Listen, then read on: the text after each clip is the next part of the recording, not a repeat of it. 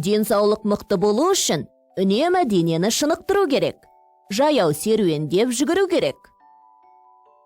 Мен үнемі таңертең жүгіремін. Жүр, жүгірейік. Қазір. Алан, біз екеуміз жеңіл атлеттер сияқты жүгіреміз.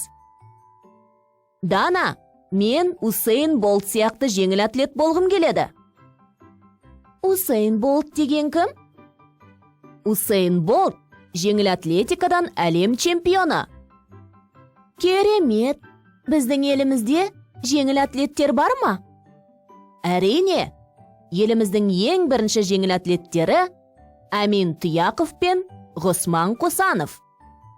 Мен Ольга Рыпакова мен Ольга Шишигинаны білемін. Олар әлем чемпиондары. Жеңіл атлетика спорттың бір түрі. Мен денсаулығым мықты болу үшін спортпен айналысамын.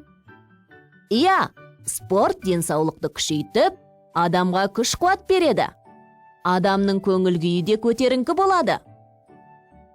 Адамның дене бітімі де әдемі болады.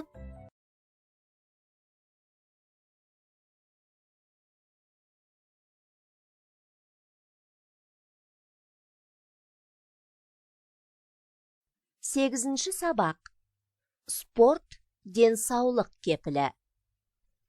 Бірінші тапсырма. Тыңда. Сұраққа жауап бер. Сен немен айналысқанды ұнатасың? Әркімнің ұнататын ісі болады. Ұнайтын ісіңмен айналыссаң, көңілді жүресің. Спортпен шұғылдансаң, күшті боласың.